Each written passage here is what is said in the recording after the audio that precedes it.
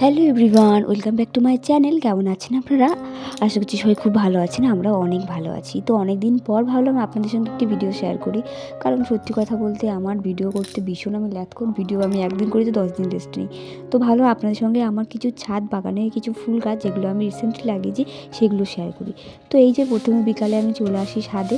তারপর ছাদে এসে এখানে আমি ভালো করে পাতা যেহেতু পড়েছিল গাছের পাতা, সেগুলোকে ভালো করে ছাদটাকে পরিষ্কার করে নিচ্ছিলাম, ভালো করে ঝাড় দিয়ে নিচ্ছিলাম। তার কারণ পরিষ্কার রাখাটাও দরকার। আর আমাদের বাড়ির ছাদ সেখানে আমাদেরই পরিষ্কার করতে হবে। আর আমার একদম নোংরা একদমই পছন্দ না, যেহেতু আমি গাছ লাগাতে ভালোবাসি।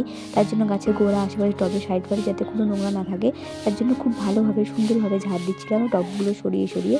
কারণ প্রচুর পাতা পড়ে, আশেপাশের পাতা না আমার গাছেরই পাতা পড়ে। আর যেহেতু এখন এটা উইন্টার সিজন চলছে, বেশিরভাগ গাছের পাতা পড়ে যায়, গাছের পাতা চেঞ্জ হয়, সেটা আপনারা সবাই জানেন।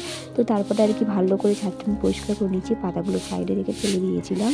তো এইভাবে কাজ করছিলাম। তো চলুন তারপরে আমি শীতকালে কী কী গাছ বসিয়েছি আপনাদের সঙ্গে সেটাই দেখাবো।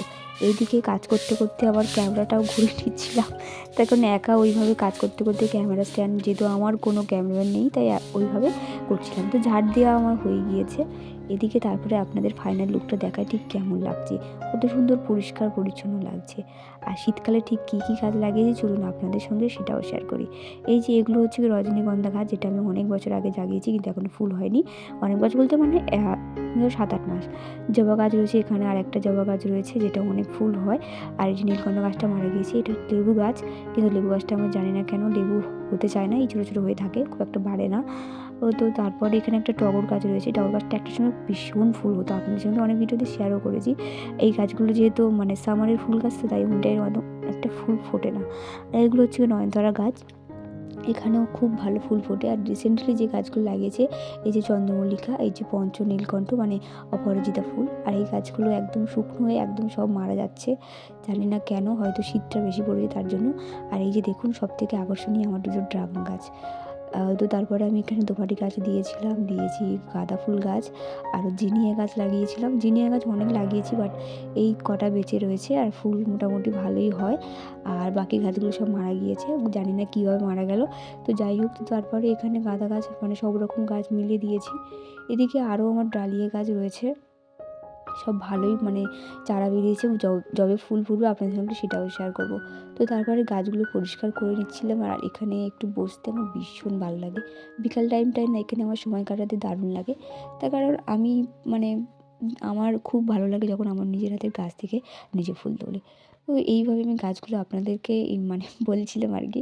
তো তারপরে আর কি গাছগুলোকে আমার ভালো করে ঘষে আমি সপ্তাহে 15 দিন পর পর গাছের গোড়াগুলোকে মাটিগুলোকে একটু হালকাভাবে ঘষে দিই, আর তারপরে জল দিয়ে দিই। তো এই ছিল আজকের ভিডিও।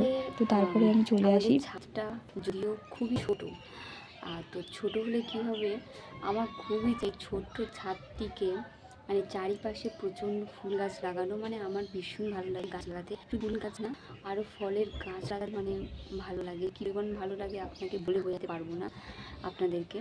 তো হয়তো ছোট সংখ্যায় মানে জায়গাটা আমাদের কাছে বেশি নেই, বাট যতটুকু যা রয়েছে আমি সেখানে গাছ লাগিয়ে ফেলতে পারবো। ফুলের গাছ, ফলের গাছ, বিভিন্ন ধরনের গাছ।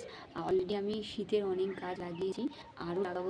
অলরেডি অনেক গাছ আমার মারাও গিয়েছে, আর গাছ আমি আনবো, আগামীকাল নিয়ে আসবো, এবং অবশ্যই যে বাকি টবগুলো আমার খালি আছে সেগুলোতে লাগিয়ে দেবো।